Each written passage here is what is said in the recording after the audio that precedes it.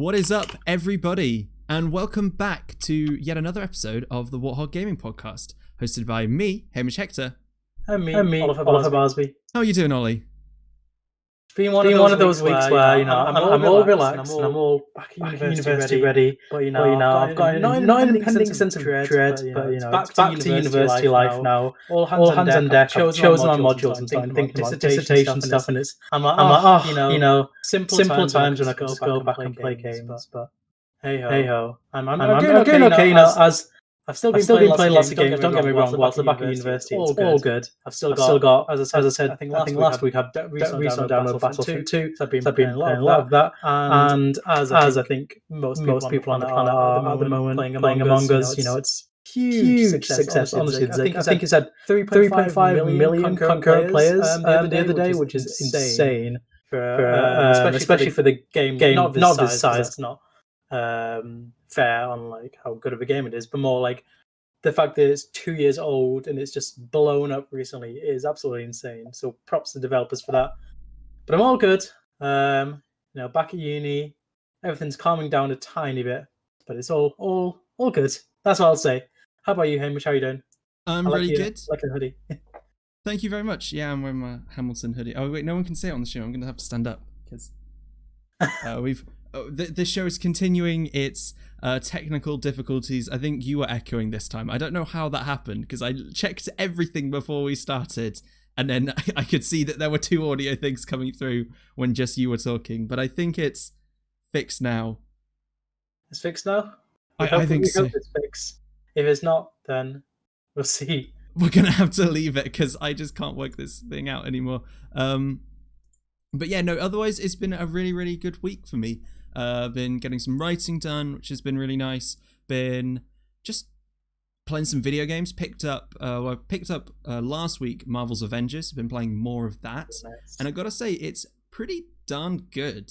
Sometimes I sort of not sure whether I love it or not quite love it, but the story's really well written. I think it does a good job of not just copying the MCU. They come in with something a little bit different but still similar because obviously it's the same characters. My only big criticism so far is there's loads of costumes that you can unlock for all the characters, but it feels a little bit like there's a lot of quantity and not really much quality. Like it's just a lot of different looks for gear, and it's just it that side of it feels a little bit not so good. I quite like Destiny where when you get a new item you can actually see it when you equip it. Whereas in this game, if you equip an item, you don't see it. It's defined by the costume that you're wearing. And so, on the one hand, kind of cool. It means you don't have to worry about color coordinating everything. But on the other hand, it's not quite as fun. No. But I said I haven't picked up that game. I played the beta, I played all that stuff, and I just didn't get into it as much as I wanted to. Unfortunately, I think it's an okay game, but I think what has put me off as well is the Avengers branding, because I love Avengers and love Marvel, but I refuse to buy the game just because it's Avengers and just because it's Marvel. I'm like, Square Enix, make the game good and then we'll talk, okay? I'm not going to buy it just because it's got Iron Man in it. It's very tempting, but not this time. You've not got me this time. See, I really like, we were talking about this earlier in the week, I really like Kamala. I really like her balance of being quite acrobatic, like Black Widow, but can hit a bit harder like Hulk, so it's a good combination of the two. Yeah, it's really interesting. It's really interesting getting to play as Black Widow, because I didn't play as her in the beta, and she plays a lot like I can imagine the Spider-Man character will play like, which will be interesting to see. Obviously, I won't be able to play as him when he's added to the game because it'll be Sony exclusive. But unlucky. I'll be almost intrigued to see if he's actually that different to enough characters, because I can't really. At the moment, like a lot of people already do kind of Spider-Man-esque stuff. Yeah, I mean, I think the Kamala Khan swinging on the lamppost mechanic, that's, that seems like something Spider-Man will do. She does it, like, it's all based on stuff they do in the comic books, in fairness. But a lot of them can swing, even Black Widow can swing. Oh yeah, I'm just saying, that will probably be a repeat. That will be repeated when Spider-Man comes in. Exactly. And well, I guess speaking of Spider-Man, I couldn't hear you before the show started to find out to sort of organise what order we were doing the news in. We'll just wing it this time, I think wing it with, I think, oddly, one of the biggest news stories of the week, even though definitely caused a lot of lots of people have definitely been talking about it, and it's been just a random story, It's okay. So this is, of course, I'm getting this over from Push Square, that on the Spider-Man PS5 remake, Peter Parker's face is gonna be different. So if you played the PS4 version of the game, you had one actor, or you were one face actor, and then for the remake, it's gonna look different. The voice actor's still the same. All the other motion capture is identical. It's just this new face capture they've done. The arguments for doing it are that they wanted a face that looked a bit more like Yuri Lowenthals, who's the voice actor for Spider-Man. And in fairness, they have achieved that. If you've not seen the face, Google it. It looks very different to the old one, but if you compare it to faces of Yuri Lowenthal, it looks a lot more similar to him. It's just one of those odd stories where, like, I saw this sort of the new remastered trailer the other day, and I was just watching it, I was like, they look to have changed that face a lot. That looks much different. Is that like, did the old Spider-Man really look that bad? Or not like that bad, but then I was like, I swear he didn't look like that. And then I saw a comparison. I was like, oh, okay, so they've completely changed it. And yeah, I mean, I don't care. That's my perspective. I wasn't that attached to the current face of Spider-Man in Spider-Man PS4 or the Spider-Man remastered. It was John Bubniak, I think he was his name. He was he was a great Spider-Man. I wasn't too attached. I think what is interesting, and I'm not saying this is true, or I think it is, but everyone's thinking there's either two aspects of it, thinking about like why they might have made this decision. Even though Insomniac has said, oh, it's because of the face capture thing. Some people have said, well, are they trying to make him look more like the Spider-Man from like the actual film? So is it because he looks younger, is what everyone says. He looks a bit more like Tom Holland, which I can kind of see. But then other people are suggesting that the model they use in this Spider-Man game might be more similar to, or even the same as the one they used in the Avengers and the Marvel's Avengers game by Square Enix. They could potentially be using the same actor, which will be very interesting to see how that goes. Yeah, I mean, I feel like if it is going to be Sony exclusive, I'd almost be more surprised if it wasn't the same person. If Yuri didn't come back and voice it, if it wasn't, I believe the model that they've used is Ben Jordan for the face of Peter Parker now. I wouldn't be surprised if that was the same. It would almost be more surprising if it was different. Though, also, you might not see much of Spider-Man under the mask, because I don't know what that plot line's going to be like, how long it's going to be. I mean, it might even be like 2 or 3 missions based on the other iconic missions already in the game, so it might not be that much. Yeah, it might even be, they are planning after Spider-Man Miles Morales. They're saying, we're going to make another one, or we're going to make another one with Peter Parker, and or Peter Parker's story's not done yet, is I think how they sort of done. So it might have been, they were like, well, we'll just get someone else in for this one, or we're going with this direction.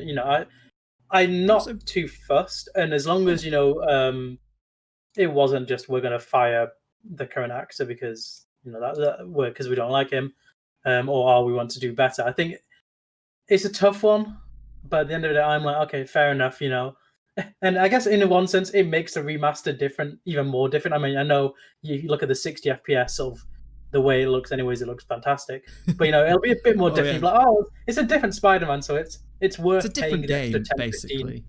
Yeah, it's worth paying the extra money for the for me to spend on it. It's $49.99, I think, for the Miles Morales, £60, I think, for the Spider-Man with the remastered. So I'm tempted. It's very much tempting me at the moment. Yeah. I mean, I think where I stand on it is, I mean, they're probably preparing for the future. They've talked about how I'm going to go along with what Insomniac have said. I'm going to assume that they've gone with this new face because that's the sort of the face they want to be able to use in the future. It's going to be better for their technology.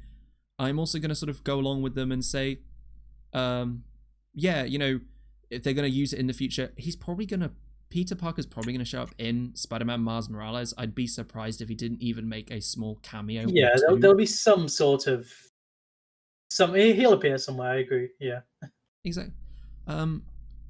Yeah, and also there's a lot of people saying he looks different, he looks weird, he looks odd. He definitely looks younger than the previous character model they've used, but yeah. he looks about 22 still. I didn't realize that's how old he's meant to be. So he looks. Yeah, he looks. It's not like they've made him 16. But I because people say, oh, he looks so young compared to the other one, but I think it's just because the other guy looked a bit older than 22. Yeah, he looks. I mean, it's fine. At the end of the day, it's someone's face. People shouldn't be. I don't think people should be like jumping on. Oh, were they really this attached to a face? It's like, come on. I mean, you don't even really see Peter Parker's face that much, do you? In the game, it's occasionally you do. I think in the cutscenes you do, I guess. But I mean, at the end, it's just a face. It's not really much of a story. It's not like a recast, is it? To be honest, I mean, it is a bit, but it's not like a proper. We've got rid of it. It's It's a thing which people have got really annoyed. I think it's Puddlegate 2.0 is what people have said. When people are like, how dare you change this Puddles? How dare you change the face of Spider-Man? And it's but those, yeah.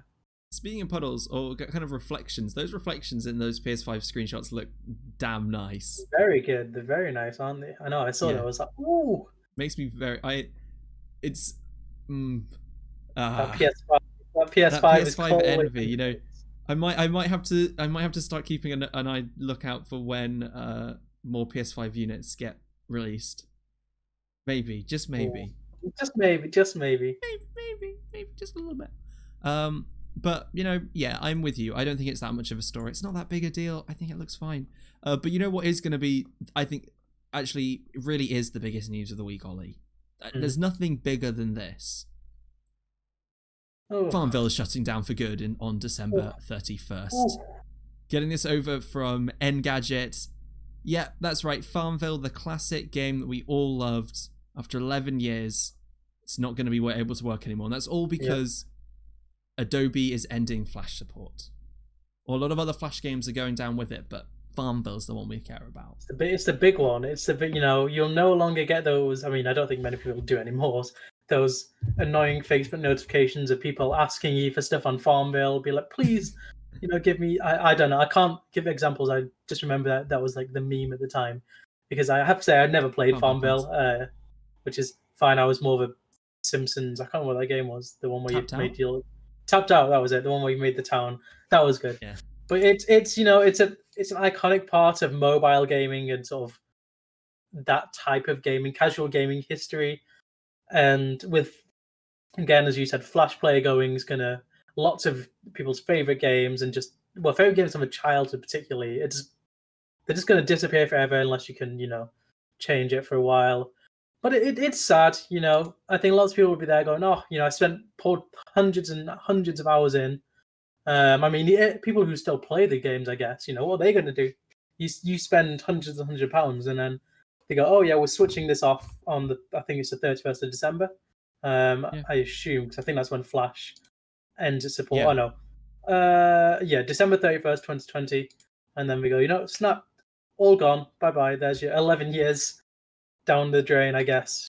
But it's sad, but at the same time, it's Flash does have some issues, security issues especially, and it is being replaced. But it's a shame that we can't replace these type of games on it. But I'm not sure whether Farmville really profits much anymore in terms of for Zynga.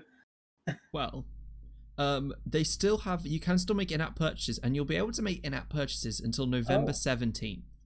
And I don't know about you, Ollie, but that seems a bit sketch. If I was Zynga, I would say, okay, we're going to cancel it on December 31st. It's the 1st of October, so you've got literally 3 months left of this game. So, get rid of all the in-app purchases. Zynga, go out with a bang. Give everyone whatever they wanted. Because I've not played Tapped Out, but you and I both... I've not played Farmville, but you and I both played Simpsons Tapped Out.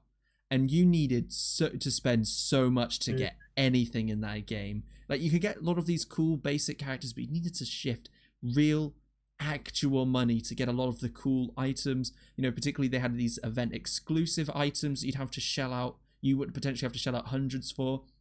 Have a little secret to spill. I had everything, but I didn't need to shell out any money. There was a free online hack for the game, so I was able to just give myself as many donuts, I think that was the premium currency, as I wanted. I did still put in a little bit on occasion because I felt bad, but also EA was doing bad practices with that whole thing. I mean, yeah, I look back now, and when did that come out? I think I was probably 13 maybe. I was gonna say I thought I was about 13, but I might have been a little bit older because I had it on my phone, so I didn't get a decent smartphone for quite a while. So yeah, I might have been like 15. Yeah, 11, 12, 13, around that age. But and I remember spending real money, like earned money on. I think I bought Hans Moleman, the character, and like another one or two things. And I look back at it now, and I'm like, it's a bit. It's not regret, like, oh, I shouldn't have spent that money, because I don't.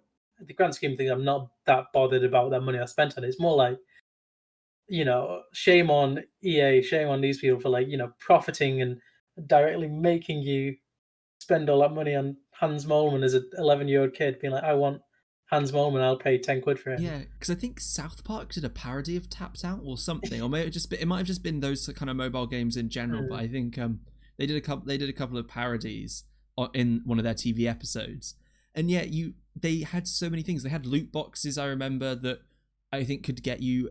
There were things that you could just get. You could get anything in the loot box, apparently. So sometimes I found when I got loot boxes, I always get fences, which you could just get for like the cheapest amount of gold. But you could get some of the really expensive exclusive items, and I think there were one or two things that you could only get in the loot box, which was a bit shady.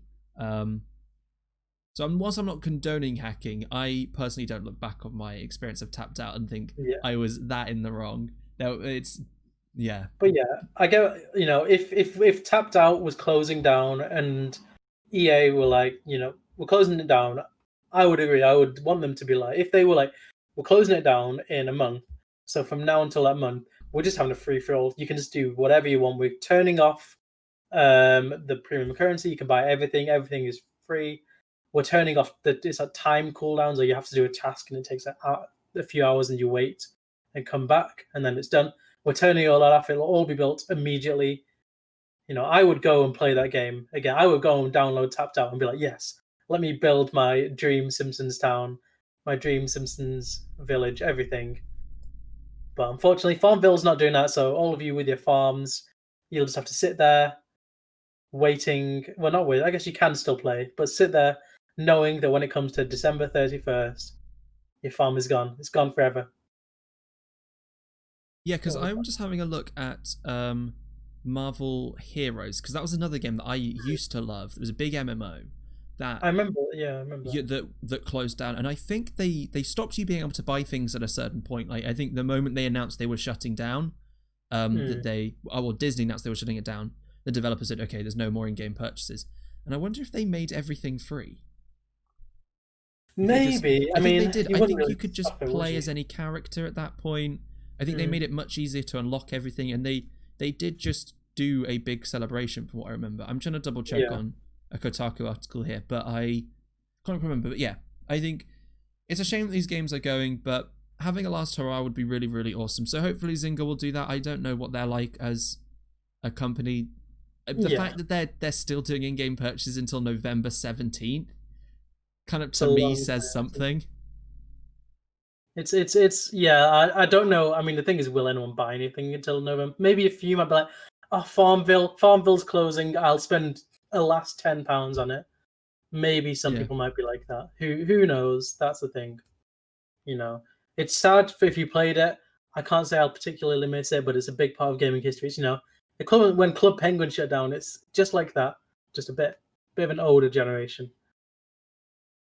There'll be lots of middle-aged people who also played Farmville, but I remember Farmville. It'll make its way into Facebook in a few years, this news. I'm sure Farmville clone probably there's millions of them on the App Store, it's a very popular way. There'll be something. Yes. Rest in peace, Farmville. Gone but never forgotten. To clarify, I did Google it. Yeah, they've got an old tweet from Marvel Heroes Omega, which was what the game became. They said that the game would be going entirely for free once they sort of started the sunset period, which was a really cool thing to do. That's good. It's a good sort of very pro-consumer. I mean, they're not making any money from it. Why wouldn't you? You know, it's good to have a bit of community still going for when you make a new game. They're like, hey, do you remember Marvel Avengers, Marvel Heroes? Well, we've made a new game. But speaking of new games, what a segue! I had something, and then it just literally said "speaking of," and then I blanked.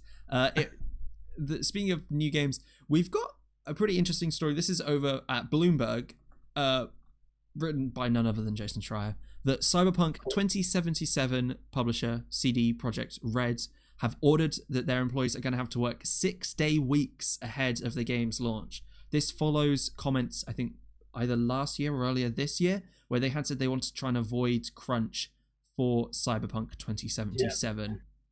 It doesn't get much more crunchy than this, if I'm honest. No, there maybe 7-day weeks. Yeah, it's one of those things, you know, where I think you could see it coming when it's a big game, and you see the delays which Cyberpunk has suffered from. It was supposed to come out, what was it, April? I think it was. It was your birthday, wasn't it? Actually, it was on my birthday. It was meant to come out April 16th. Did not happen. Did not happen. It was delayed until, I think, September. And then they're like, we're not delaying it again. And then they've delayed it to November.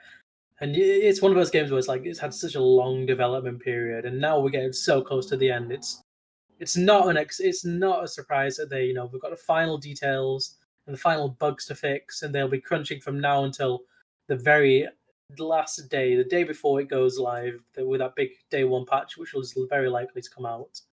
Yeah. And it's one of those things where I'm like, oh, come on, they could just delay the game. They would. I mean, I know that if they delayed the game, their stock would take a massive dive, a huge plummet, purely because if it got delayed anymore, it won't be ready in time for Christmas, which is the main thing which they're trying to go for, I guess. Yeah. So I understand why they've done it. Do I think it's the right decision? That's a definite question. But do I think it's like shady and bad practices, especially after they told Jason Schreier we're not going to do this? Definitely, I don't think they should have said to Jason Schreier in the first place, we can't promise it, we won't crunch, because that just, CD Projekt Red is revered for being like one of the best gaming companies. And I'm actually, Cyberpunk 2077 looks good, but if there's potential, it could just, not be as good as everyone thinks it is, and it's kind of. Yeah, I think for me this is sort of. This is pretty bad. I feel like sort of whenever you do a creative project, there will always be an element of trying to cram out the last things. So sort of my question is, when they're working, because there's not a lot of details from my reading through it earlier this week about sort of whether they're going to be working longer days or just that one extra day. Because for me, it's sort of like, well, maybe they weighed up, do we want to ask staff to stay later each day that they work, or do we want to say, okay, well, they stay and they still do their 9 to 5 during the week and then they just work an extra Saturday? Neither's good, but maybe there's sort of that. And I think the two things they need to do is make sure the game is really, really good. If it's not, then crunching will look pretty shady. In a way, The Last of Us Part 2 was able to get away with crunching when that game came out and was so awesome. For many people, like so many cool little details they'd thrown in. The other thing as well is I think obviously they are going to be paying overtime for everybody, which is at least a start. I think what also could have been good, and I hope that they still do, is CD Projekt announces some kind of extended holiday. Maybe, at least maybe they say, okay, following launch for the next 6 weeks, it's only 4-day weeks. So, that we did take a day extra for 6 weeks, but now we're going to take a day away for 6 weeks. So then hopefully it's sort of a bit of give and take. Hopefully. Or maybe some way of, or like, okay, you've worked 6 extra days, you can have 6 extra days holiday whenever you want. And sort of having a way to not only financially reimburse employees, but say like, hey, it's a lot of stress to work on this thing. Take some time off, and I think that could be quite good. I don't know whether they're going to be doing that. One thing they definitely need to do. I think one thing which I saw them mention is like a reason for why they're doing this. Like, we've been working on this for so long, like a big period of our lives. As in, I think this has been in development for almost 7 years now. I think 6-7 years. They're saying it's just a few more weeks, like with a few more days. And I think if the staff seem happy to do it as well, and they're like just a few more days, and then like just so that this big portion of our life is as perfect, and like the end result is as perfect as you can get it. And while I can agree with that, I'm thinking, they've said it's such a big chunk of our life being spent making this game. After Cyberpunk finishes, after they've released this game, probably a week or two after they've put out that first patch, especially, I think they just need to say, right, we're giving you a free week just to go, and have a week of just creative freedom where you can go and just relax, put your head, like have a rest, and come back, and we'll start thinking about new projects or DLC or whatever. They've probably already got DLC planned out, but we're going to have time away from this game to chill and have a good time, just not focusing on this big thing which has taken up 6 years of our life. And I think that's something which is just important. Otherwise, they could get burnout. They could just be driving the Cyberpunk, and then at the end of it, they just can't cope anymore, and it just burns out, and the studio fizzles away. These people are making such great products, or not great products, like such great art, and you want those people to keep creating. And if you keep having to have if you have a massive turnover of people, it's all well and good saying, "Oh, this is the team behind The Witcher. This is the team behind Cyberpunk on your next game." But how many of that team was actually there for The Witcher? How many of that team was there for Cyberpunk? If they've all disappeared because they've all been burned out at this studio, and to clarify a couple of statements, because I just quickly scanned back through the document. They did say it would be the extra work would be it's your typical amount of work and then 1 extra day at the weekend. So I guess it's sort of they want people to still leave work on time, but just asking them telling them they have to work an extra day. The question is whether they will. I mean, they could already be working longer days in general. That's what the typical is. Yeah. I think that they can. We can see how it goes, but I think that I think it's going to be interesting to see how Cyberpunk is delivered. I think at this point it's going to have to be pretty good. There were quite a few bugs in The Witcher 3 at first. They spent a lot of time fixing that game, so I guess they're trying to avoid as much of that as possible. Just because they were saying, with these games, it's so narrative, story, choice-driven titles, it can be that, there can be a glitch that you only find, one player finds out of every 1,000 because they decided to make these exact decisions. And then when they make this final choice at some point, something goes wrong. And the reason it happens because all of these previous things they'd done, which if they changed just one of those things, that glitch would never have happened for them. And then in The Witcher 3, there was this famous glitch where they introduced some DLC armor, and you could go to this chest, and just sometimes it would be empty, and there would be nothing that you could do. And if that chest, you would go to the chest and it just wouldn't be there, and that would give you a quest to go and get this armor. And the CD Projekt Red just said, we cannot for the life of us work out why this happens. We do not know. It's a random glitch. It's a random glitch. The only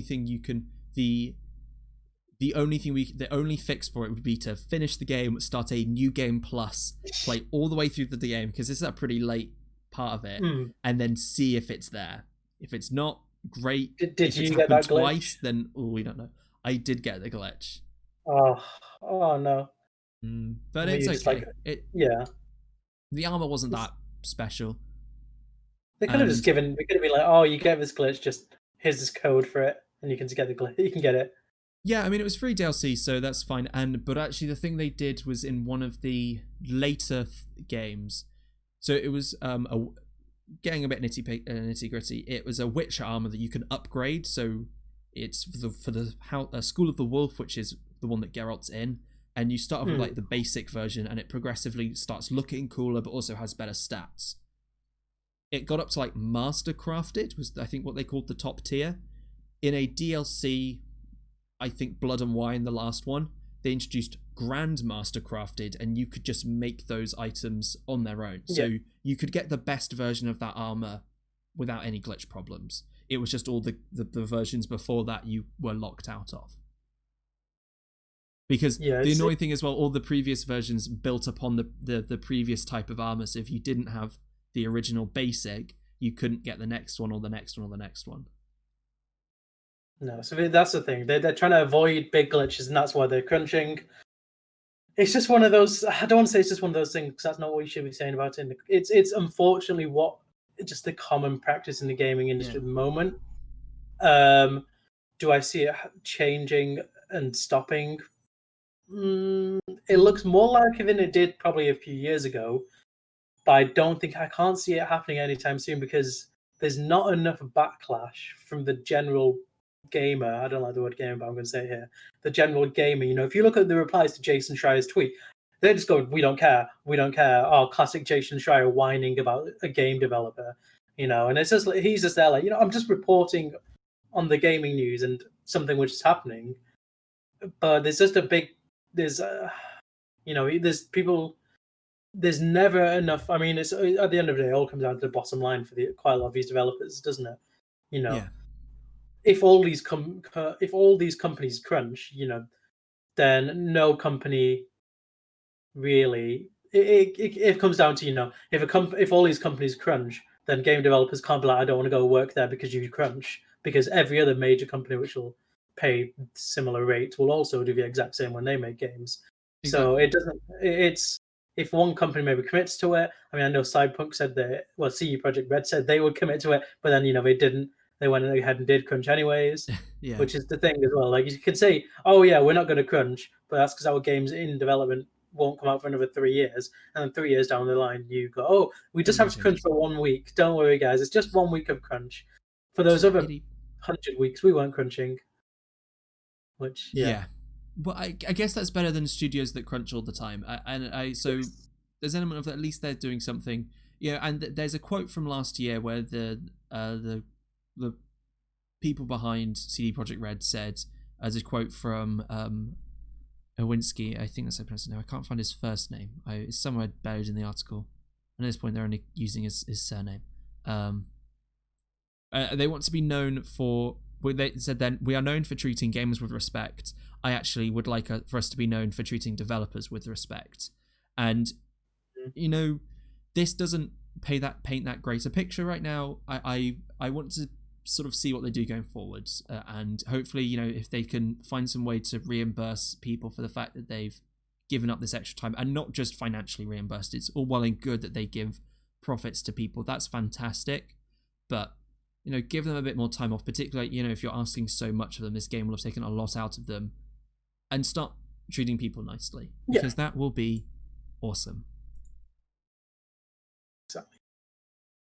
And finally, the big news story from today, well, depending who you are, is pretty big for me. I really like it a lot. We finally got a look at who the next Smash Bros character is going to be. DLC Fighter 7. And it was revealed that it's obviously Steve from Minecraft. And let me tell you, it was probably one of the hypest things, for me at least. People had often had jokingly said on Reddit, Twitter, wherever you go about video games, "Oh, Steve from Minecraft and Smash, yeah." And then people kind of shut up a little bit after Banjo and Kazooie got announced, because it's like, well, that's one Microsoft character, or Microsoft-owned property. We're not getting a second one. Give up. Shoo Minecraft, Steve, you're done. You've been replaced by a bear. And then coming through that cobblestone wall was Steve. And it was a really, really good trailer. And I also really like that they've announced at least 4 skins. You can play as Alex, who's the female version, a zombie, and an Enderman. I assume they all work exactly the same, but just look different. Yeah. It was, I watched it. I have to say, I've not played Smash Bros. For a while now. But it's still one of those games where, I'll still come and. I think the last time I played it was actually with you, Hamish, a few months ago. But it's one of them games where I still love, and I still actively follow all the announcements and stuff. And I went inside. I didn't really know what to expect. I was like, I've got no expectations here. I'm just going to go. And everyone was saying it's going to be Crash Bandicoot. I didn't think it would be. No, I'm with you there. I would have been very surprised just because, like, sure, Crash is great, but when did the Insane trilogy come out? It wasn't that long ago. I think it's the new games coming out. I think it's just come out. I think that might have been why people were thinking. You've got to look at games that came out prior to sort of 2018, sort of 2016. Oh, actually, I guess newer games. The Insane trilogy could have inspired Sakurai, but you've got to look at like games he could have played. That's the characters he likes. It's the thing. Yeah, I saw. The trailer was. I think it was very good. It was very funny. The Minecraft Steve character. It looks like a very detailed, very different character. I think my favorite bit of this whole thing wasn't actually the trailer. It was when Sakurai was talking afterwards, because he was just saying about how hard it is to make Steve as a Minecraft character, as a Smash Bros character. He was like, "Oh, well, first he was a bit shady to Nintendo. He was like, someone from Nintendo will come and be like, Sakurai, why don't you make this person a character?" And he was like, "Oh, so one day someone from Nintendo came over, peered at him with the glasses like down his glasses and went, why don't you make Minecraft Steve in Smash Bros?" And he was just like, ha ha ha, no. And then he started thinking about it and was like, "Oh, well, we can do this and this." And then he's like, "Oh, it's so much effort. Like they have to, because it looks like you can literally place blocks wherever on the stages, which is insane." And he was like, we've had to redo every single stage to make sure that we can do this block thing on every single stage. We've had to do all the biomes. We've had to, obviously make all the movesets and stuff. So it looks like a lot of work has gone into this one. Yeah, because it's interesting when they talk about biomes. I wonder if that sort of means, depending on which stage you are in, because it looks like you can literally mine and craft in Smash Bros. Now. You start off, I think, with like wooden tools, and if you are mining the stage, you eventually get better equipment. They showed Steve upgrading his sword from stone to iron using iron that he'd found. I think that's a really cool idea. And so I wonder if you're digging up on the stage, the types of blocks that you will then find that you can build with, because they showed them building a little house. This is going to be great for my camping strategy, because I can literally build a tent around me and no one can get to me. Build around you. It just depends on how hard these blocks are to break. I imagine it'll be 1 or 2 hits maybe per block to break. But it looks, very fun, very different. Which is at the end of the day, that's what you want in Smash, especially with the DLC characters. You don't want another just generic sword fighter, or generic brawler, or generic like random animal with a gun, which is quite a few of them. Not to take anything away from people who play those type of characters, but it's good for the DLC characters to be different. People have to pay money for these ones at the end of the day, which is especially why they're often so different as well. Yeah, because I was sort of thinking about it. It's really good when you see these crazy characters as well, because it does start to build up excitement. Min Min is interesting as a fighter. I think I've played quite a bit with her when she came out and in the the weeks following, and there was a lot to like about her. I didn't personally gel with that character, but she felt very different to other things in the game. But she's a Nintendo character, and sort of even though she was different in her playstyle, she was similar from like, oh well, we were kind of expecting this. What's really fun then is when you get a character like we got last time, like Joker, like Hero, now like Minecraft Steve. You start to think, oh, who else can we get? That is when you can start to really expand out and think like, well, we joked for ages about Minecraft Steve coming into Smash, and it actually happened. Who actually could get in it? It really opens up some of those possibilities. Crash could come in. It honestly could be anybody. Well, not anyone, but it could. There's, if you'd asked people when Smash Bros 4 came out, oh, who could be in it? They would have gone, Minecraft Steve. Never in a million years. They would have gone, oh no, even Crash Bandicoot. What are you on about? He would never be in. Banjo and Kazooie. Oh, they've not seen a Nintendo console in years. All these characters would never have been thought about. Solid like Snake again, it would have been like, oh no, he's gone. Not anymore. He's never coming back to Smash Bros. So it's just it was like a testament to how well Super Smash Bros. Ultimate has done, that it now can attract these type of characters. And I think it is, well, obviously props to Microsoft for agreeing to be like, oh yeah, we'll give you can use Minecraft Steve in Smash Bros. whether they get, I'm assuming they might get like a bit of the fee, I think maybe a licensing fee. I'm not sure. They might not. They might just be like, yeah, you can just use Minecraft, Steve.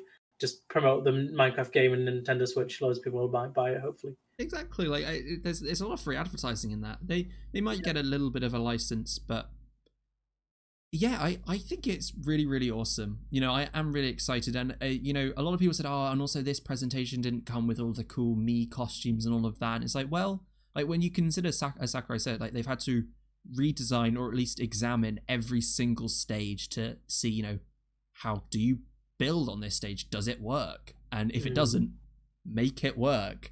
And then, you know, you know, when you hit some of these stages, what materials are you going to be getting out of them? Because like some of them you're flying on ships, you know, spaceships. You're not going to be getting like stone and brick out of that. You're going to maybe get some metal and all of that stuff. So how does that all look? Yeah, there'll be a lot of thought behind it all. But yeah, I think this is really, really exciting. And as we've said, there is so much potential left. So I thought as a topic, I think we've done this one before, but I think it's fun to sort of talk about it. We can revisit it, yeah. Yeah.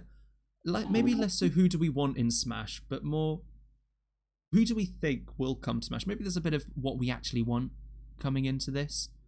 Because there really is like so much possibility here. So there's 4 characters left. Challengers pack 8 through 11. Each one is going to come with a new fighter and a new stage. Do you want to begin, Ollie, with any ideas that you have? Do you want me to say who I think the next Smash character will be, or do you want me to think who I want it to be? Well, like, what do we think about it? We've got a good 20 minutes to get through some stuff. What do you think?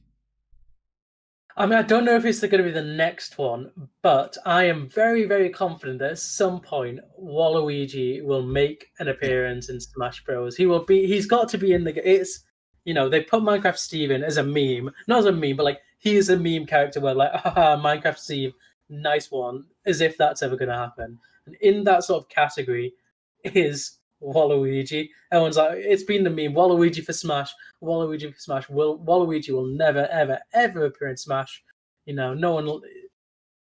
And I don't know if it'll be the next one or the last one, but I can just, I feel like he is destined to come to Smash Bros.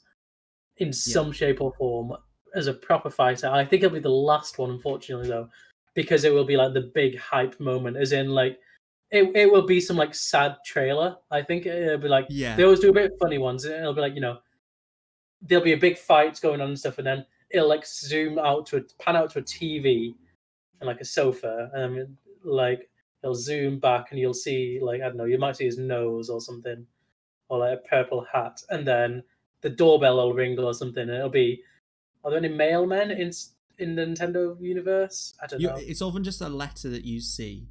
Yeah, well, they'll ring the doorbell and you'll open, and then the door will open, you'll see some shoes, or pick up a letter, and then you'll hear like a wah, and then it'll be his face going like that, and then it'll go Waluigi or something, and it'll have the pun. That is what it's going to be. Nintendo, hire me, I can make that trailer. They have to put Waluigi in, I think, and also I completely agree with the sort of the tone of him being added. It has to be him looking longingly. There might be some humor about how, you know, potentially all these other DLC fighters, maybe he appears in all of their trailers, like they do a re-showing of them all, and he's just like trying to get that letter, he never quite does it.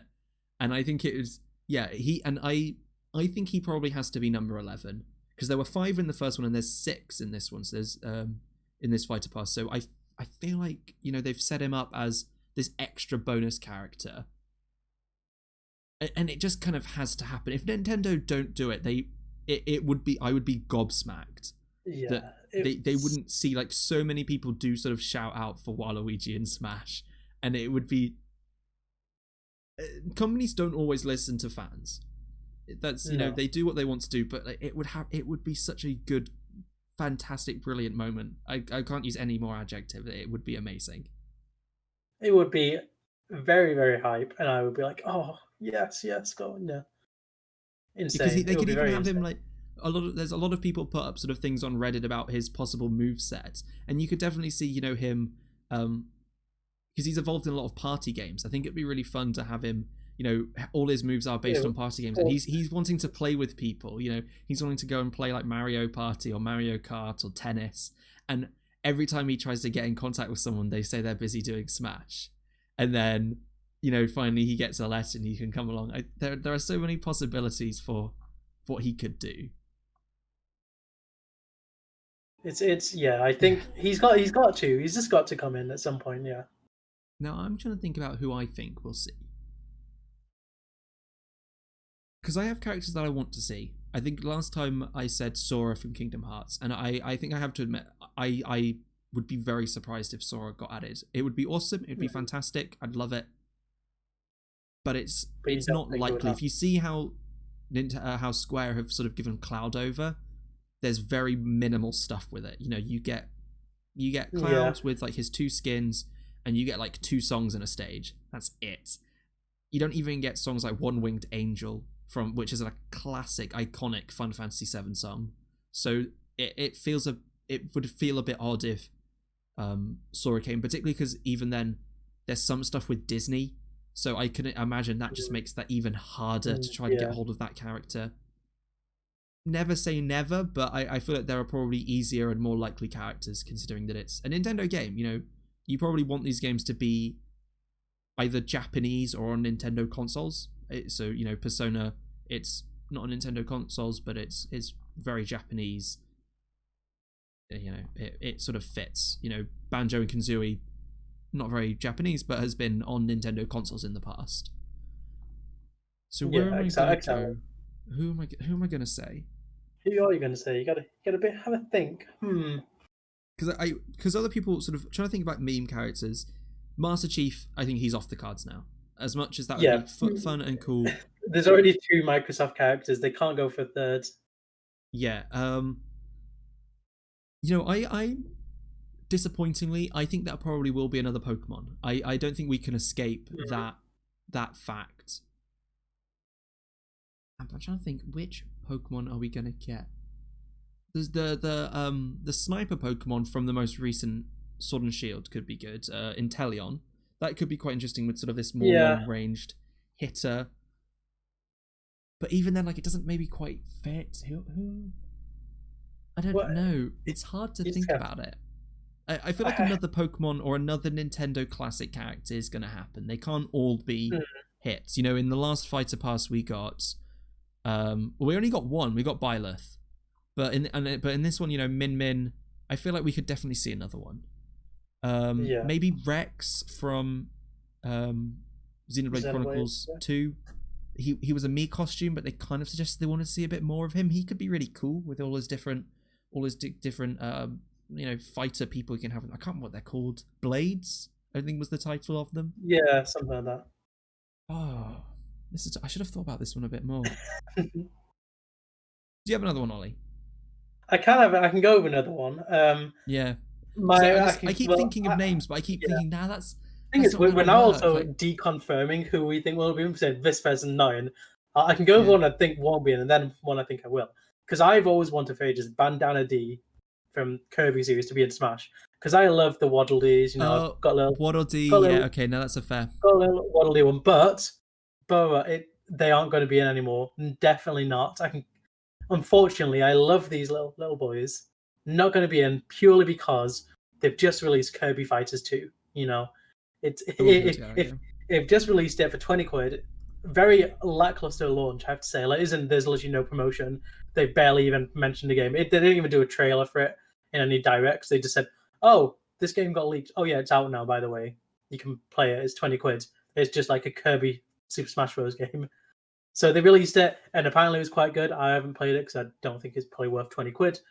But the fact that they've made a Kirby fighting game makes me think, Bandana D, you aren't getting in. You aren't getting in this time, son. So he's not in. So my next one, and this is a bit of a, it's a, I hope they're in, but also I think they could. I think Shovel Knight could be in. Okay. I think they could do currently he is an echo. No, the assist trophy. No, is it? Assist trophy. Yeah, he is an assist trophy. And that's the thing. I think they could do it because I think they've already done. Wasn't Byleth an assist trophy or something? Or there was some sort of, or Min Min or something where it was like assist trophies aren't ruled out of actually being main fighters now it's not a confirmed they aren't being one. And I think the stage is set for an indie classic to be in. He's already got an amiibo, which is a big thing. It could be quite an easy character, so not an easy one to make, but it's not going to be as difficult as Minecraft Steve. It'd be a popular one. Lots of people who play the game, like the indie game, or lots of indie fans as well, will be like, "Oh, this is a cool one." I think the company you make, I think I do know it's got something to do with a boat. The name of the company, I can't remember the name unfortunately, but they would happily, I think, give permission for them to use Shovel Knight and Smash. I think that's what they want. They want Shovel Knight to be this iconic character, and there's no other way to get an iconic character than being in that. So I think Shovel Knight. That's my prediction. I'd be happy with that. I'd be like, very, very nice character. Yeah. So I've been looking around at different places, trying to think about who could join Smash, and there's been some interesting options. I think a lot of people say Geno. I don't really know who this Geno guy is. From the Super Smash Bros. RPG, I think. Yeah. Great. He looks like a sort of a discount Pinocchio, all made of wood. He's a puppet. I'm gonna throw some shade now on Geno. Nintendo fans will be one that I've seen quite a lot recently. That I think actually could be quite fair. Might be interesting to see if they're actually that different to the current characters, particularly because we already have 2 versions of this guy in. But Paper Mario, another Mario, a paper flat Mario could be quite cool. He's got some different items. He's got some different sort of tricks up his sleeve, particularly after sort of things like the Origami King, which came out very recently. Yeah, that's true. Could very much see Paper Mario coming out as a fighter. And actually, looking around, a lot of people do say Sora, so maybe Sora isn't completely out of the question. Maybe there's a lot of fan demand for him. Maybe they could swing. Hey, I've seen the amount of pull that Super Smash Bros. Has. They can get anyone. I've seen 2 interesting characters which do have. Oh wait, I had one and then I forgot who the other person was. Wait. I'm gonna say the first person. Who's the other? Oh wait, I had. Yes. Okay, I've got both of them. Okay. Go. So it is now a Microsoft character, which does ruin it. Oh, okay. Doom Guy. Yeah. There's a lot of call for Doom Guy. Both Doom game. Oh, did Doom Eternal come out on Doom? The original, the 2016 version, did come out on the Nintendo Switch. Doom Eternal. Let me have a look. Doom Eternal Switch. So it's entirely possible that Doom Guy could make. Yeah. So both of his games are on the Switch. I could see it happening. He's a classic video game character again. He's pretty different to everyone else. This sort of. It's pre-order. You can pre-order it now. Yeah, big hulking figure would be quite an imposing force in this game. A very, it's not. He's a bit adult, sure, but we've got, Final Fantasy VII's an older game and does attract therefore an older audience, and we've got Snake from Metal Gear Solid, again an older audience. Their most recent titles have been like 18s, so. Not out of the question that Doom Guy could be in it, and I think he would add a lot of variety. But actually, I want to go for my out-of-the-box pick, which is going to seem very odd. It's a series that I like a lot. I've played a couple of the games. Resident Evil.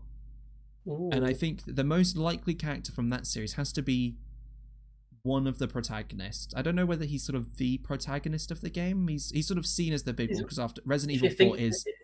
If you say no one, I think it is, then yeah, he is like the main. I think it's going to be Leon Kennedy.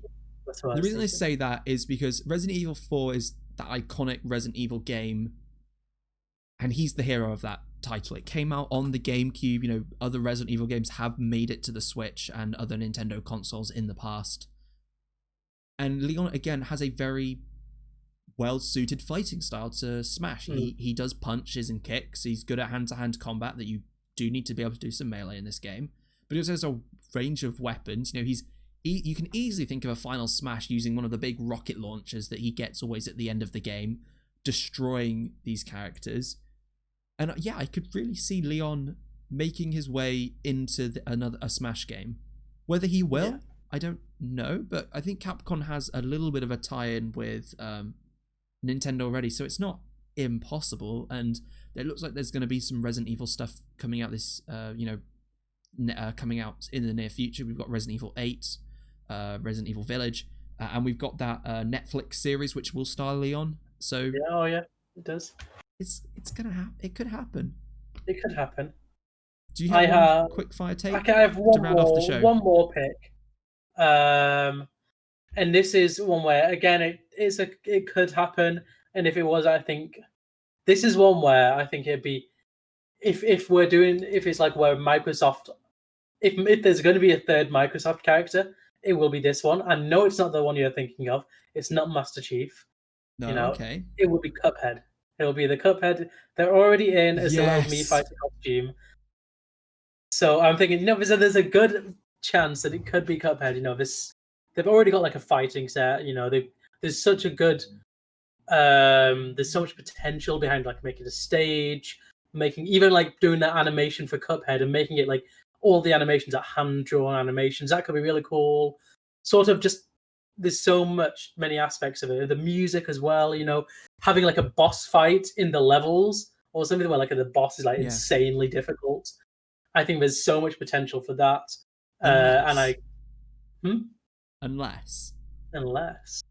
Unless we're gonna go with, I'm gonna take Cuphead, which is great. Swap in a different platformer from Microsoft, Ori from Ori and the Blind Forest, because both of those games have come out on the Switch as well. And whilst the Mii fighter costume doesn't, stop Cuphead existing as a fighter, I wonder if Ori isn't in that game yet, and it could work. Bit small, not quite large enough. So I feel like for that reason, Cuphead would take a lead. But yeah, possible another platformer character with insane hard difficulty, a big variety there. But yeah, I like the Cuphead thought. I like it a lot. Very good. Yes. As far as my final prediction, Cuphead, Shovel Knight, Waluigi, definitely. Yeah.